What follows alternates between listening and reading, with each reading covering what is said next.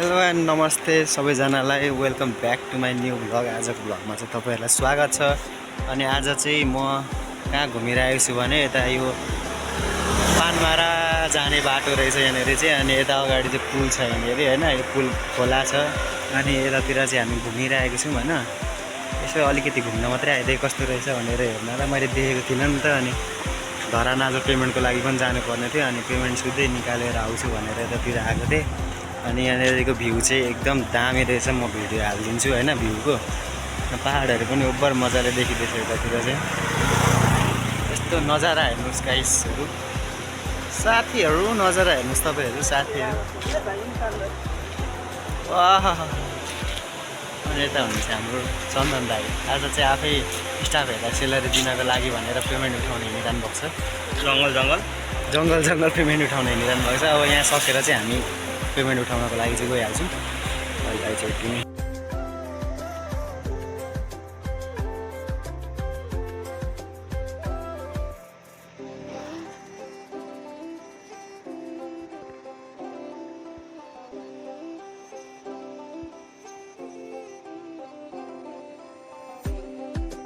Finally हामीले चाहिँ ठ्याक्क खाना खाने टाइममा आएकोले गर्दाखेरि पेमेन्ट दिने मान्छेहरू चाहिँ खाना गएको हुनाले गर्दाखेरि अनि धरानमा चाहिँ पानी पनि परिरहेको रहेछ। अनि एकछिन यसो कोप्चीतिर बस्यौँ भनेर यता यो श्रम पार्कतिर आएको छौँ। अनि एकछिन यहाँ बस्ने, अनि ठ्याक्क 2 बजी पछाडि चाहिँ हामी चाहिँ उता जानुपर्ने हुन्छ फेरि पेमेन्टको लागि। टाइम दिएकोले गर्दाखेरि हामी चाहिँ यतातिर आएको छौँ घुम्न हेर्नको लागि। यसो मैले देखेको पनि थिइनँ, अनि त्यही भएर चाहिँ हेर्दै आएको। अनि यस्तो रहेछ यताको नजारा चाहिँ, माथि दिस्ने रहेछ। फेरि पानी परेर चाहिँ पानीमा के घुम्नु होला, नघुमेको हामी चाहिँ। अनि यताको नजारा चाहिँ कस्तो छ भने यस्तो छ यताको नजारा चाहिँ।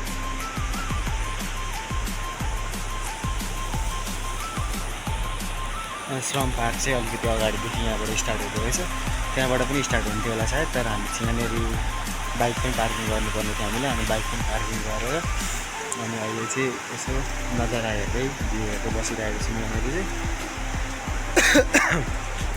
अनि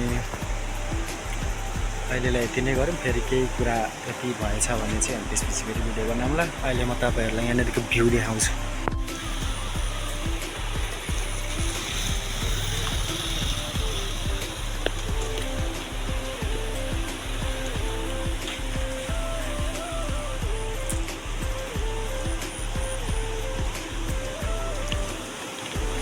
तपाईँहरूलाई म भ्यू देखाइदिन्छु गाइज। श्रम पार्क घरै मैले त नाम पनि पढिनँ। यस्तो चाहिँ यहाँनिरको भ्यू चाहिँ। यहाँ पुल रहेछ, घुम्ने ठाउँहरू रहेछ यहाँनिर अलिअलि। त्यस्तो खासै त होइन, त्यही पनि नर्मल्ली अलिकति घुम्ने ठाउँहरू चाहिँ रहेछ यहाँनिर चाहिँ होइन। अनि उहाँ माथि डाँडामा पनि घर रहेछ त्यहाँनिर चाहिँ। कहाँबाट जान्छ होला त्यहाँनिरको मान्छेहरू। दाइ भेटारको बाटो त यो होइन नि?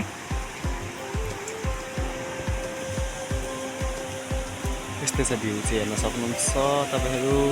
अब चाहिँ हामी यो लिस्नेबाट चाहिँ माथितिर जानुपर्ने हुन्छ साथीहरू। चाहिँ हामीले यो लिस्ने चढेर माथितिर जानुपर्ने हुन्छ साथीहरू। हेरौँ कस्तो छ माथि भन्ने कुरा हो होइन। चढ्दैछौँ हामी चाहिँ। अनि यहाँनिर चाहिँ लेखेको रहेछ, खानेकुरा खाएर खोर फालेमा कडा कारबाही गरिनेछ, सचेत धरान समूह है। खोर गर्नु भएन है साथीहरू, कि खाँदै नखानु अगाएर आउनु त्यहीबाट, तर फोहोर चाहिँ गर्नु भएन साथीहरू। कृपया यहाँको बोट बिरुवा र फलफुलहरू नरोपिदिनु होला। रोपिसकेको छ यहाँ फलफुल र बोट बिरुवा चाहिँ नरोपिदिनु अरे, मतलब फलफुलहरू खाएर दाना नफाल्नु भन्नु खोजेको होला। यहाँ रोपिसकेको छ अरे, हेरौँ के रोपेको रहेछ। अनि एकचोटि मैले टिकटकमा परविन र रियाको लभ स्टोरीवाला देखेको थिएँ। त्यो चाहिँ कहाँ रहेछ भन्ने कुरा हो होइन। यता होइन रहेछ, माथि होला सायद। तर कस्तो छिटो गल्लिने यार साथीहरू, सम्म बाटो हिँड्ने बानी परेर होला। अनि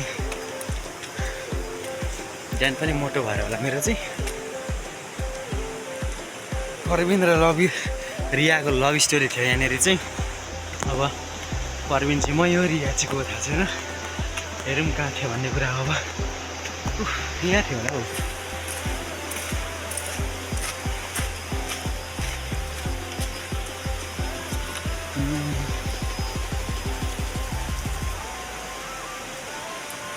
फाइनल्ली मैले भेटिसकेँ साथीहरू, प्रवीण र रियाको लभ स्टोरी भेटिसकेँ।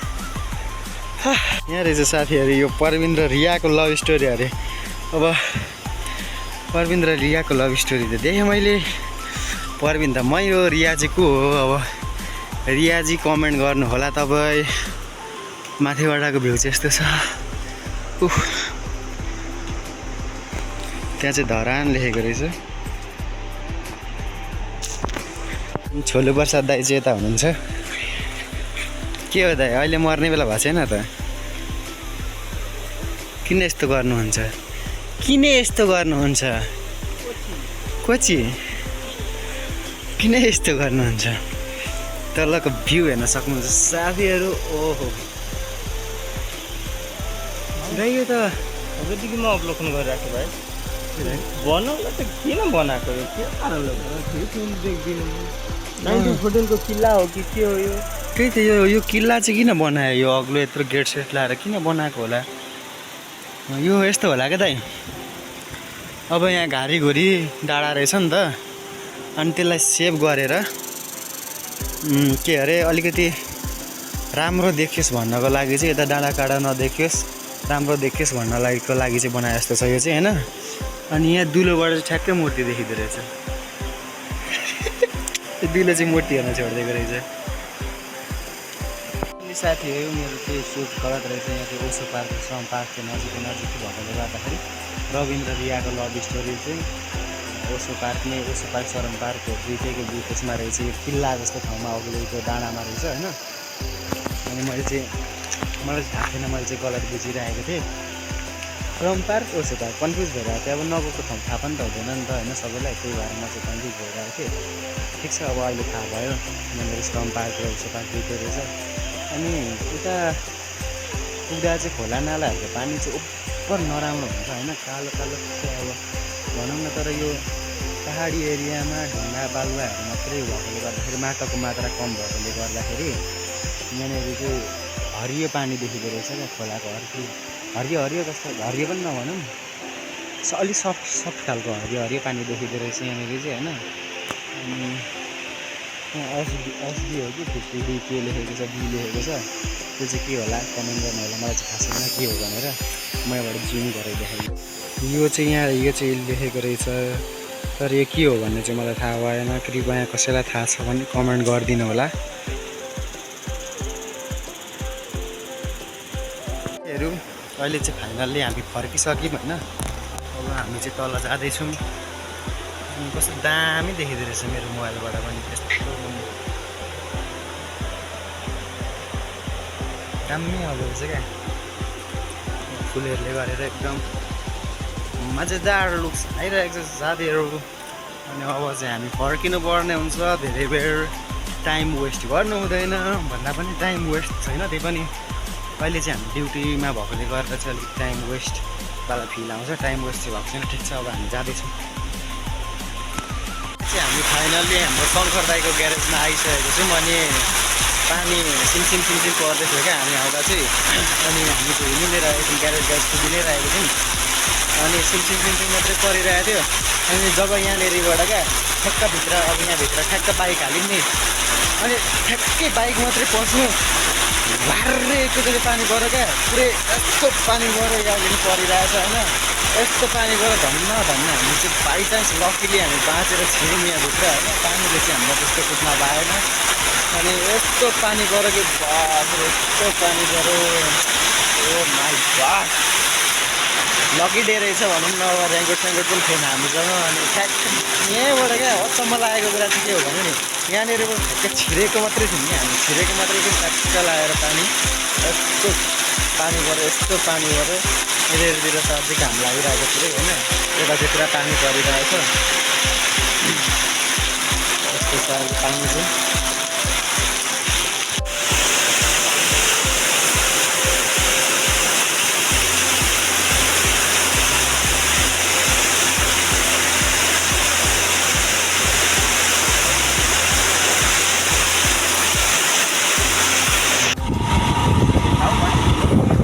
हामी चाहिँ फर्किने गन्तव्यमा छौँ अनि त्यहाँ यो विश्वकर्मा मन्दिर शनि मन्दिर पाथिभरा मन्दिर त्यहाँ 3 गुनेको त्यहाँसम्म चाहिँ उपर पानी गरिरहेको थियो त्यही पनि हामी नरोकिकन सुई हिँड्यौँ अनि यहाँनिरबाट अब यी घाम देखिन थाल्छ अलिअलि यस्तो छ इटेरीको वातावरण धरानमा यत्रो पानी परिरहेछ यहाँ हालचाल भिजिरहेछ अनि यता इटेरीतिर जाँदा गर्दाखेरि यस्तो छ सिन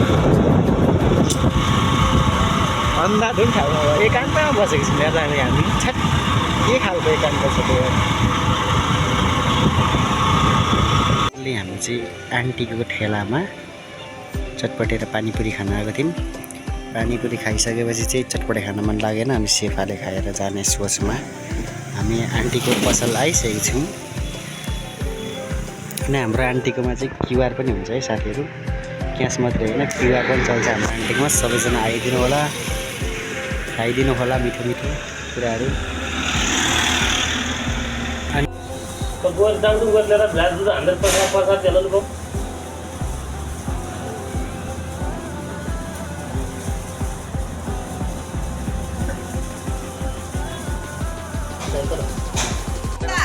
दसैँको आज खुसी खुसी छ दुखी पनि छु होइन खुसी किन दुखी किन नि भनिदिनु न खुसीको अवसर अब घर जान पाइयो नि त आज त्यही भएर होइन आज जस्तो घर जान पाइरहेको छु त्यही भएर खुसी लाग्दैछ अब किन एउटा दुःखीको कारण भनेको बोनसै मिलेन त्यही भएर दुःखी लागेको छ 10,000 जति बोनस मिल्नु पर्ने अब मेरो पनि त्यही थियो अब खुसी नै छु होइन तर अब आफूले सेलेरीले भन्दा पनि बोनसको सेलेरीले दसैँ मनाउन पाएको भए चाहिँ खुसी हुन्थेँ दीपावलीमा मिल्नु सक्छ अब दीपावलीमा यसो मिल्न सक्छ त्यो भिडियो तैँलाई ट्याग हालेर झट्ट लगाएर र सबैजनालाई ह्याप्पी दसैँ ल ह्याप्पी दसैँ ल